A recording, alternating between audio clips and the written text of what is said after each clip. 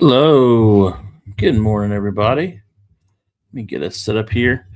Um, I know I'm doing this kind of last minute, so I don't expect a whole lot of people to log on, but hopefully people can watch the recording. But if there is anybody live, please let me know. Hey there, Mom. Let me know. Good morning to you. Let me know if you can hear me okay and if everything sounds and looks all right. Um, I wanted to do this because I recently read an article online. Hey there, babe. Oh, see if I can show you. I don't know. It won't let me. It won't let me show Facebook comments. Oh, there we go.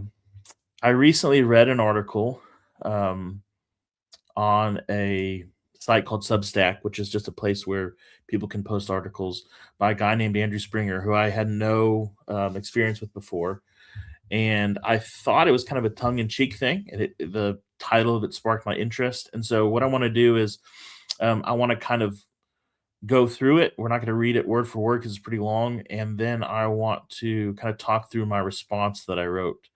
The reason I want to do this is because I think it's important for Christians to not that we have to respond to everything or debate everything, but I think it's important to think theologically as we go about our day. And I think we should be able to um, listen to someone or read someone and try to take the emotion out of it, look at their arguments, and then really think through, are they making good points? Where do I agree? Where do I disagree? I think it's an important thing for us to do as Christians in society and culture.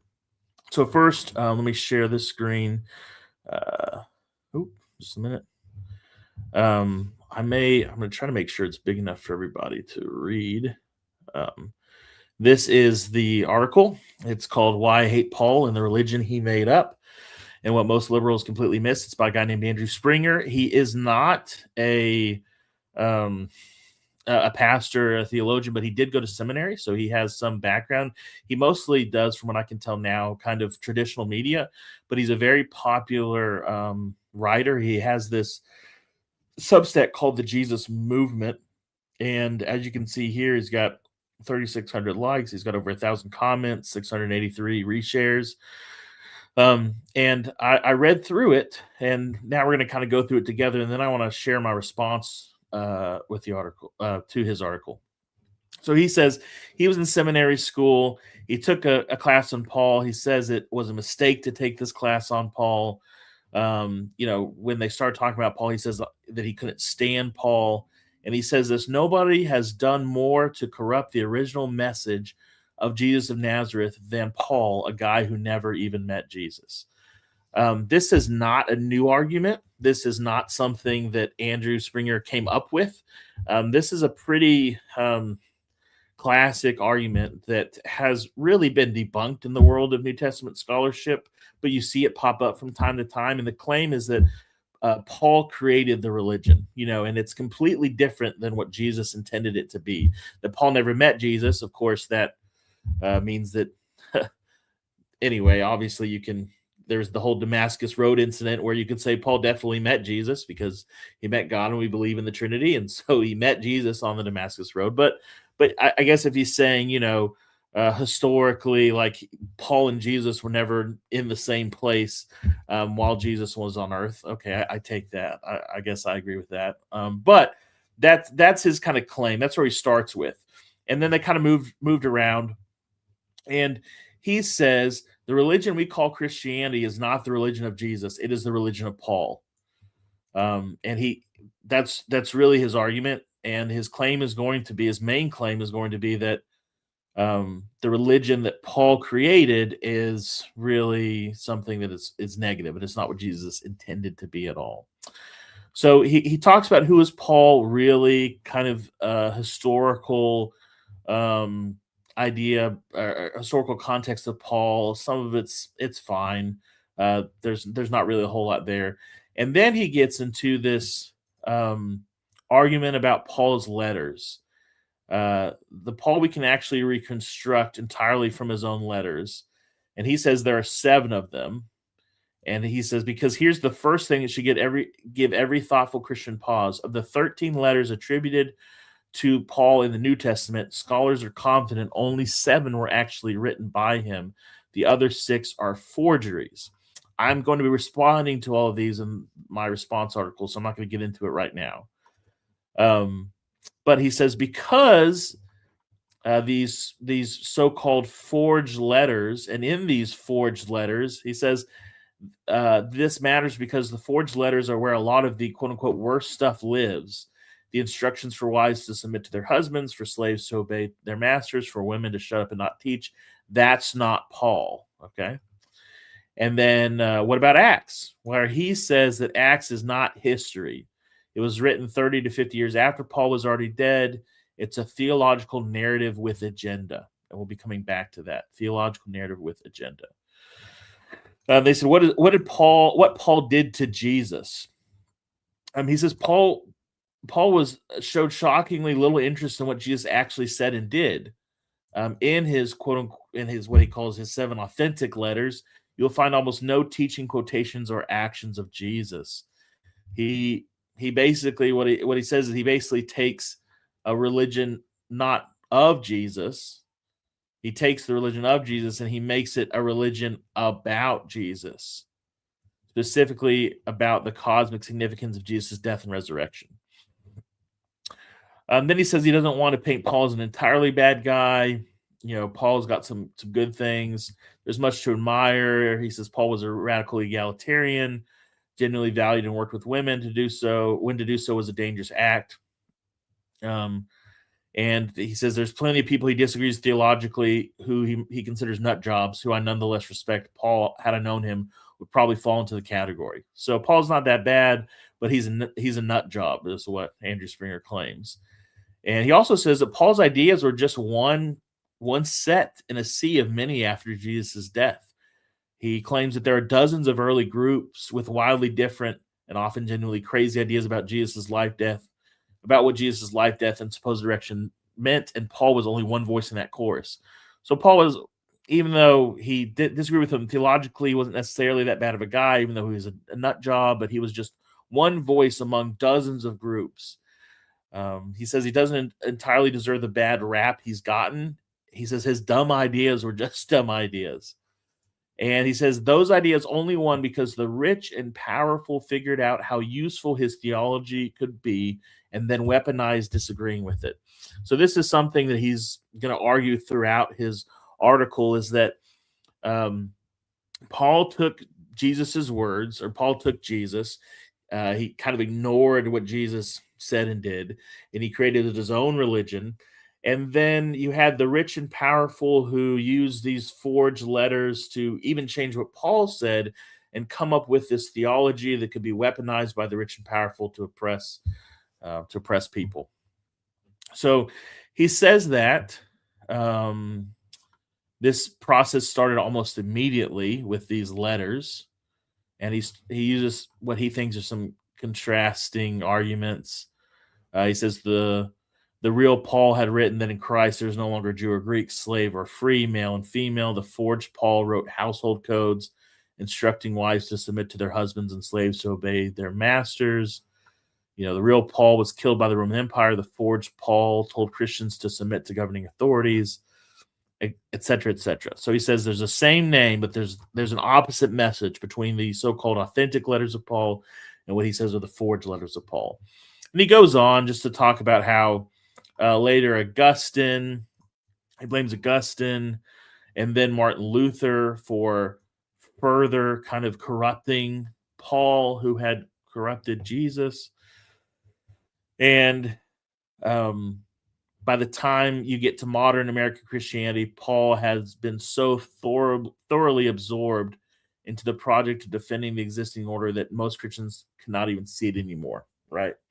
Paul is the one you quote to tell women to be quiet. Paul is the one you quote to tell gay people like me we're going to hell. So he says that Paul, or rather this quote-unquote Paul, is a cultural construct that 2,000 years of ruling class interpretation has built out of the authentic letters and the forgeries and Augustine and Luther, and has become the great all-purpose tool for maintaining the status quo. Wealth, power, racism, blah, blah, blah, blah. Okay, that's mostly his argument. We don't have to read the rest of it. He says even if Paul didn't mean for this to happen, Paul gave them the scaffolding. He gave them another place. He says it's the raw material. Yeah, here you go. Paul gave them the raw material. And then we have this kind of 2,000 year conspiracy by the rich and wealthy and powerful to use the fake and real Paul to suppress and oppress people and corrupt Jesus' message, blah, blah, blah, blah, blah. He says the revolution of Jesus got buried under the theology. And then at the end, he says some things that we'll talk about. He says you don't have to believe Jesus was God to believe Jesus was right. You don't have to accept Paul's theology to take seriously what Jesus actually said about money and power. And then he says, I can't stand Paul. But then he also says the deeper problem was never really Paul. The deeper problem was what the ruling class did with him. And then he says the only question left is whether we're going to keep listening to the people who buried him or whether we're finally going to listen to him. And this last quote was confusing to me because at first I thought he was talking about Jesus, but it's clear he's talking about Paul. So I'm just going to read this kind of concluding couple paragraphs. It's just a few sentences. So no, I still can't stand Paul. I'd say it louder now than I said it in that day in seminary, but the deeper problem was never really Paul.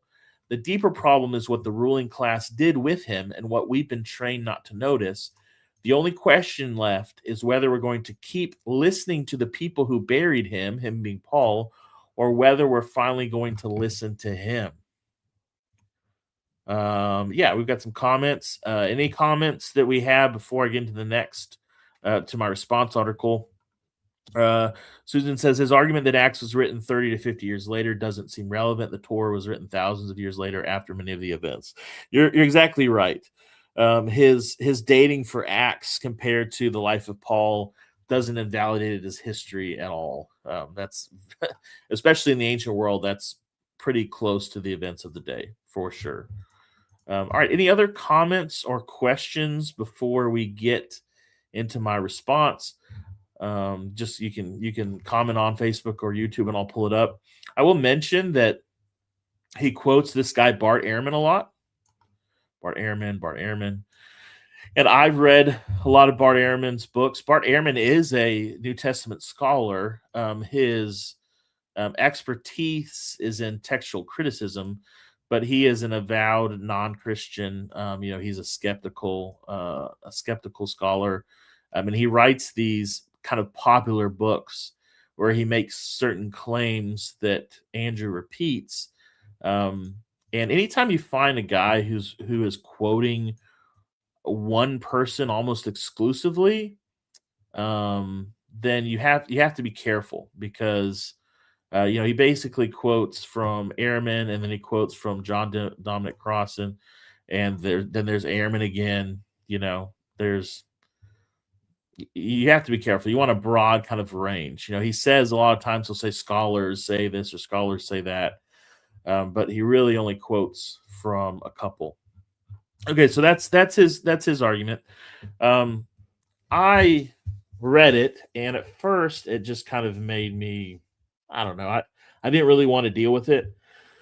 But then I thought, because I heard a lot of these arguments before, I had been through a lot of this stuff in my first round of Bible college back 2008 to 2013.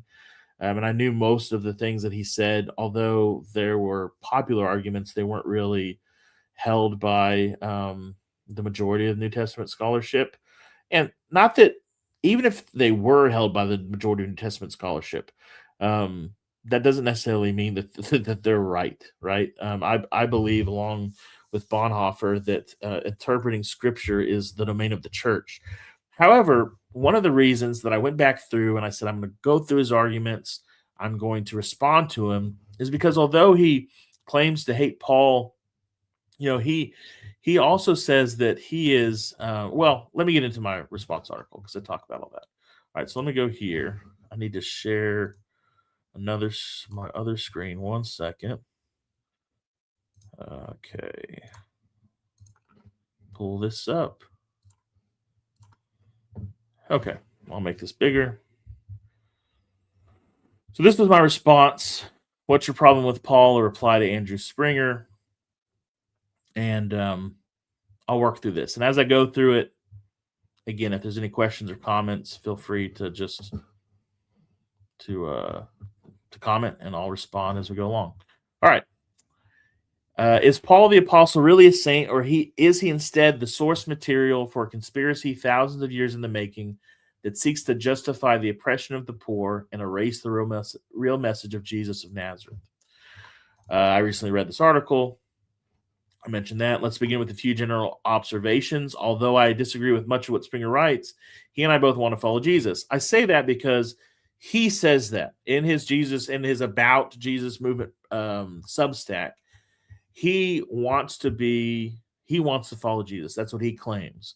And I do as well. However, he also says that he's a former Christian. So he identifies with what's called the ex-evangelical movement, people who used to be part of the church, but for one reason or another no longer are.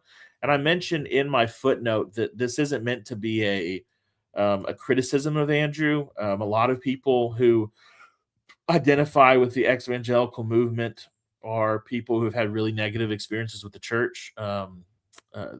Physical or sexual or spiritual abuse often is part of what they're dealing with. And it's some of this classic, like, I can't really stand the church, or I was hurt by the church, but I still love Jesus. So I know some people who identify as ex-evangelicals. You hear a lot about kind of people who are deconstructing their faith. And I just want to, I mention that so we know where he's coming from. Again, it's not a criticism of him. I mourn the fact that a lot of these people have left the church. And again, a lot of times it's because of things that happened to them in the church. And so I mourn for that, and I hope that they come back to the church and they're able to heal. And I hope that those who abused them or whatever, gave them a bad experience at the church, I hope those people are held accountable. It's something that we have to deal with. So, but just so we know who we're dealing with, he claims that he's a former Christian. And then his Substack is for those who love Jesus but are done with Christianity. All right. Now to his claims. I think we can kind of broadly lump his claims into two categories. One, we don't know the real Paul, and two, the real Paul was problematic. And I use the term real Paul as opposed to just simply Paul because one of Andrew's claims is that the Paul that we're most familiar with is a culturally constructed Paul. And then I quote him. So first we have this broad category where we don't know the real Paul. This is what Andrew's saying. And he claims we don't know the real Paul in part because not all of the New Testament letters attributed to him are authentic. So he's kind of, there's some truth to what he's saying as far as, and I'm going to go through it, as far as where New Testament scholarship is on the letters of Paul. But as we're going to see, he goes further than you can safely go. So there are 7 letters of Paul that are considered to be undisputed, which means most New Testament scholars believe Paul is the author.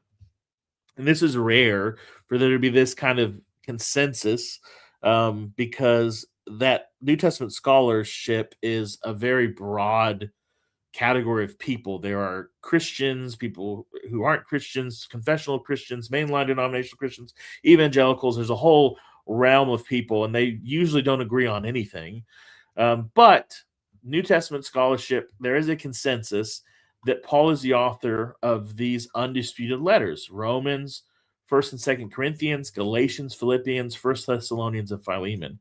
And what you should notice from the get-go is that a lot of these letters are what I would consider the foundational letters of Paul. So Romans, 1st and 2nd Corinthians, Galatians, Philippians, the first letter he might have ever wrote for 1st Thessalonians, these are incredibly significant, important Pauline letters. I mean, if these were the only letters that we had, you could construct Paul's theology of the covenants. You could construct his eschatology. You can construct how he wants the church to act and live through Philippians and Philemon.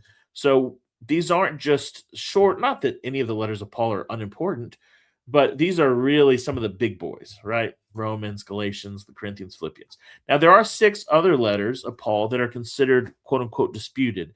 And what this means is that there isn't as much of a consensus on whether Paul wrote them or not. Second Thessalonians, Colossians, Ephesians, First and Second Timothy, and Titus. Of course, these are important as well.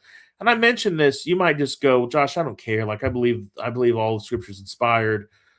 I'm just bringing this up because again, I want to go through his claims, not because I agree with this category of disputed or undisputed. I'm just kind of letting you know what's going on. Now, these letters are disputed for a variety of reasons. Largely due to linguistic or stylistic differences and supposedly inconsistent theology and themes. But even in this category, some are more disputed than others. The three pastoral epistles, and specifically or particularly First Timothy and Titus, are by far the most disputed, while the other three are significantly less so. So, of these disputed books, kind of New Testament scholarship is about 50-50 on Second Thessalonians, Colossians, and Ephesians, and Second Timothy. It's really just First Timothy and Titus that New Testament scholarship, I would say probably a majority, maybe even a slight majority, but a majority of New Testament scholars question whether Paul wrote First and Second Timothy. Again, not the point of what we're going through today, but Springer calls all 6 of the disputed Pauline letters forgeries. And I believe, because of all his references to Ehrman, that he's using as his source Bart Ehrman's book Forged. But as my friend and New Testament professor or theology professor at Criswell College, Dr. Ty Kieser, mentioned, even Bart Ehrman's arguments, they're not his own. He is recycling older arguments from older theologians that have, mostly been debunked. And in that book, Ehrman claims that all 6 disputed Pauline letters are forgeries, right? And this claim is rejected by many biblical scholars. And I quoted a few that aren't necessarily even mainline confessional scholars, but I wanted to do so because both Michael J. Gorman and where is it? Jonathan Bernier. I don't know exactly how to say his name. Jonathan Bernier or Bernier. They both question or have doubts, or at least Michael J. Gorman does, about First Timothy and Titus. But my point here is that even scholars who question Pauline authorship of certain disputed letters think that I believe would think that he's going too far, right? So, for instance, Michael J. Gorman, he wrote a book called Reading Paul, and he explains that it's quite likely that some of the difference among the letters are due to the frequently underestimated role of Paul's colleagues and assistants who served as co-authors, secretaries, and bearers, interpreters for the letter. Jonathan Bernier, in his most recent book, Rethinking the Dates of the New Testament, says that New Testament scholars are probably more or less evenly divided, that Paul contributed to Ephesians, Colossians, and Second Thessalonians. Probably only a minority affirm that he contributed to one or more of the so-called pastoral epistles. So my argument is that Springer's confident assertion that the 6 disputed letters of Paul are forgeries is at the very least overconfident, because there's a minority of scholars that dispute all 6, and most likely unfounded. So the pastoral epistles, which is First and Second Timothy and Titus, they only make up about 5 to 6% of Paul's attributed words. So even if you remove them entirely from Paul's writings, and I'm not saying that we should, I'm just saying that if you did, it doesn't eliminate much. You should still know Paul even without those letters. So Springer then claims that the disputed letters are where a lot of the worst stuff lives, quote unquote, and he includes in that what I read before about wives submitting to their husbands, slaves obeying their masters, etc. And here I don't really get into the range of interpretive options for these passages because we just don't have time for it. But the point that I make in my article here is that a lot of the places where you see these quote unquote worst stuff are, even if they're in the disputed letters, they're in the there are a few things that are only in the pastoral epistles. So wives submitting your husbands is in Ephesians, slaves obeying their masters is Ephesians, Colossians, and Titus. Women not speaking in the church, it's First Corinthians, which which isn't even a disputed letter. That's an undisputed letter in First Timothy. My point here is it is quite the hermeneutical leap. Hermeneutics is just the interpretation of Scripture.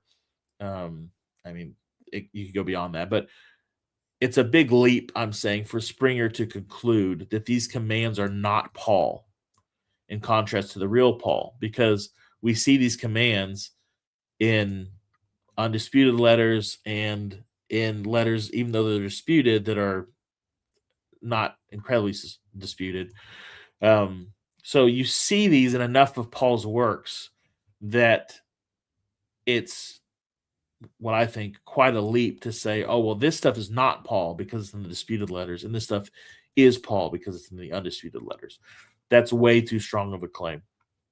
So then I mentioned here, why did people supposedly forge Pauline letters? And Springer says to maintain the status quo, to remove the radical anti-imperialism of Paul, but that's just not something that is agreed on. Paul is anti-imperialist in his undisputed letters and the supposed forgeries. So, for instance, what Andrew Springer is claiming here is that in the undisputed letters, Paul is anti-imperialist and anti-Rome, and then in the disputed letters, that's softened or that's removed. But this is a really quote by a scholar named Richard Horsley that says, Paul, of course, was hardly a rabble-rousing revolutionary fomenting provincial rebellion against Roman rule. Romans 13:1-7 is the virtual opposite of active revolution. And again, that's as bad as undisputed as you can get. He did not preach about how Rome oppressed subject peoples. So far as we know, he did not pronounce prophetic oracles of divine judgment against the emperor in Rome, nor did he actively oppose or agitate against local representatives of Roman rule in the cities where he organized new communities. Instead, he insisted that Thessalonians live quietly and mind their own affairs. Again, undisputed letter, 1 Thessalonians 4:11. Nor did he proclaim the gospel in the public space so far as we know, but in the less conspicuous space of the households. I'm not arguing that Paul wasn't anti-Rome, but that Paul's more subtle criticism of empire is present in both his disputed and undisputed letters, which invalidates Springer's claim that the disputed were forged to counter the anti-imperialism of the disputed letters.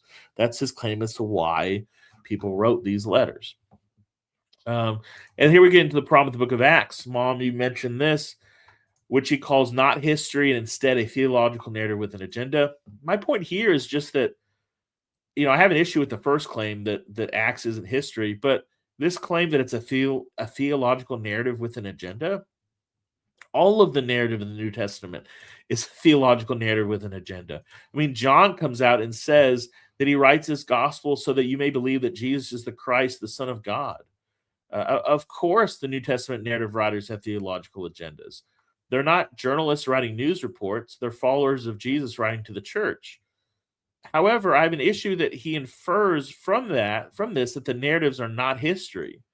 And my question for Springer is, does he think that only purely objective, unbiased people can write history?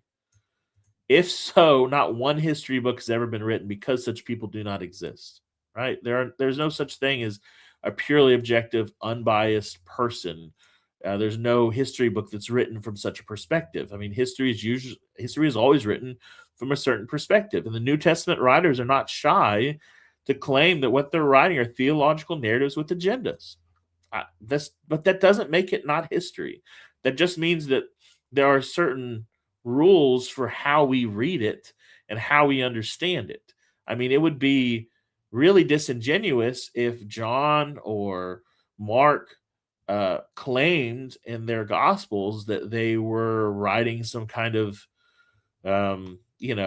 report, objective, unbiased report with no emotion or no agenda behind it.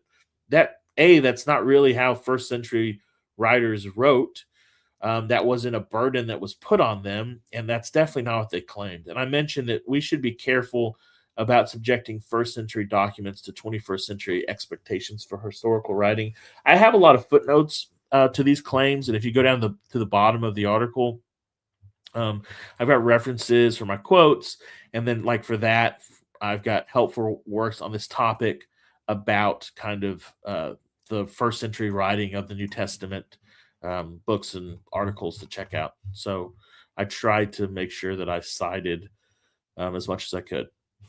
Okay, and then we don't have to make a big point about this, but he claims that Acts is historically unreliable. But then earlier, or as I mentioned earlier, the pastoral epistles, particularly First Timothy and Titus, are the kind of the most disputed of Paul's epistles. But one of the main reasons that his authorship is doubted is, and this is I'm quoting Jonathan Bernier again, is due to our inability to convincingly situate them within Paul's career as can be reconstructed from Acts. So if Acts isn't history, then an inability to situate the pastoral epistles in its timeline shouldn't be an issue, which removes an argument against their non-Pauline authorship. It's not a huge point, but I'm just saying his criticism of Acts actually kind of hurts his criticism of the disputed letters. Okay. So here we'll keep going. He claims we don't know the real Paul. There have been movements that have tried to seek to return to Paul's own context to interpret him, but claiming that we can understand Paul better by reading him in his context is a far cry from claiming, as Springer does, that the real Paul was covered up by a 2,000-year-old conspiracy led by the rich ruling class, and aided by some of Christendom's greatest theologians, right? So, and here, I quoted him about how he said, by the time we get to modern American Christianity, Paul's the one you quote to tell women to be quiet. Paul's the one you quote to tell gay people like me we're going to hell. And I understand that Paul's teachings, like all scripture, has been used to demean or condemn people. But the point here that I make is that, Paul's comments, as polarizing as they are to some people, his kind of strongest comments on these things are in Romans 1 and 1 Corinthians 6. Oh, I got a little typo there. And these aren't the forgeries. These are undisputed letters. So these passages would have been written by the quote unquote real Paul, who, Springer thinks is an egalitarian and all these things. So my only point there is we have to deal with them accordingly. We can't, Springer thinks he can just throw everything into the quote unquote forgeries. But the parts of Paul's teachings, some of Paul's teachings that we have to deal with and figure out what he means and what they mean in our context, etc., they are in his undisputed letters. So you can't just throw everything into the disputed letters and say, okay, we don't have to mess with it anymore. Okay, his second kind of broad category, and this is shorter than the first, I know some people are probably tired of me by now, is that the real Paul was problematic. Remember, he said that Paul's teaching became a religion about Jesus instead of Jesus, and that Paul wasn't really interested in Jesus' life. And I have a quote from James Dunn about why that's not true. Another thing that he claims is that Paul's ideas were just one set in a sea of many after Jesus' death. And his reference for this claim is, again, a Bart Ehrman book. So he says, well, Paul's ideas were just one set. There's all these voices in a sea of voices. And however, these voices, the Gospel of Peter, the Acts of Paul, and Thecla, the Secret Gospel of Mark, even Ehrman acknowledges that these are forgeries. These weren't authentic letters. So I don't understand how any of these voices help Springer's argument that Paul made up a religion about Jesus that was then itself changed to remove critique of imperial power. He says that there are dozens of early groups with wildly different and often genuinely crazy ideas about Jesus, but he doesn't explain why the existence of these voices mean that Paul's voice or Paul's interpretation was wrong. So I say this is merely a non sequitur appeal to plurality. So the argument doesn't lead to the conclusion. He's just saying, oh, there's a lot of voices. And he seems to be implying from that means that Paul's isn't the right one, but he's not making any actual argument. I mean, just saying there's a lot of interpretations doesn't mean that doesn't give you any evidence as to why a certain one is wrong. All right. Then he blames Paul for being this cultural construct that the ruling class uses, as kind of a all-purpose tool for maintaining the status quo. He says, like I mentioned, Paul built the scaffolding, Paul gave them the raw material, and then these people used it to corrupt the radical anti-imperial teachings of Jesus. So somehow the issue is both that we don't know the real Paul, according to Springer, and that the real Paul is problematic. And of course, he says he still can't stand Paul, even though he's not an entirely bad guy. Springer still hates the real Paul. And like I said, this makes his concluding sentence confusing, however, because he claims that the only question left is whether we're going to listen to the constructed Paul or whether we're finally going to listen to the real Paul. And I thought he hated the real Paul. Shouldn't the only question left be whether we're going to follow the radical Jesus whom Paul ignored? Then this again, that's Andrew's claim, Springer's claim, or Paul, whether he's real or constructed or both. Like, isn't that our options? He seems to be setting it up to be, well, we either follow this Jesus that's been corrupted, his message has been corrupted by Paul, the real Paul, and the constructed Paul. We either follow Jesus or we follow Paul. But that's not how he ends it. It's just I don't understand why we should listen to Paul at all if the Paul we know is really a cultural construct and the real Paul is still problematic. All right, almost done. Toward the end of his article, Springer makes a couple of claims unrelated but are wild. He claims that you don't have to believe Jesus was God to believe Jesus was right. I'm assuming by this he means that you can follow Jesus' social teachings or example without believing that he's God. I think that's what he's saying. However, believing that Jesus was right about his legitimate and anti-imperial critiques, but wrong about his central claim of being the long-awaited Davidic Messiah seems a little like throwing out the baby but keeping the bathwater. And which some people want a different analogy, but I actually like that analogy because usually it's don't throw the baby out with the bathwater. But here I'm saying that's like throwing out the baby but keeping the bathwater, right? It's you're removing the central thing, the most important thing. Jesus' central claim about being the Davidic Messiah, the Son of God, he says you can reject that, or you don't have to believe that. He can be wrong about that, but Jesus can be right about how he critiqued Rome. And I just don't see how you could believe Jesus was right. Why you would want to follow someone who you think was right about this little thing, but was wrong about their central claim and identity. It just makes no sense to me. And then he also claims that you don't have to accept Paul's theology to take seriously what Jesus actually said, but I don't know what he means by Paul's theology. Is he talking about the real Paul? Is he talking about the constructed Paul? Is he talking about both? And then here's my conclusion. Springer's article then fails to convince me that I should hate Paul, real or constructed, or the religion he supposedly made up. He makes many various claims, but they don't lead to his conclusion that we need to finally listen to the quote-unquote real Paul, with whom he finds many problems. Instead, his article is full of non sequiturs and exaggerated claims backed by insufficient evidence. In the end, I don't find Andrew's claims convincing, nor am I persuaded by his argument. However, I do agree with him that it is valuable to attempt to recover the real Paul of the first century, as the New Perspective on Paul attempts to do. But even then, not to the exclusion of 2,000 years of faithful men and women interpreting his letters and theology. So yes, it's good to learn more about the first century and learn more about Paul and his context, and that can help us understand what Paul meant, what he was saying to the original audience, and that should help us understand him better.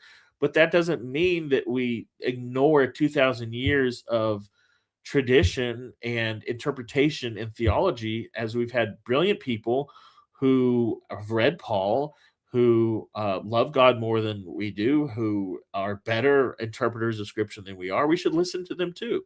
It's not to the exclusion of that.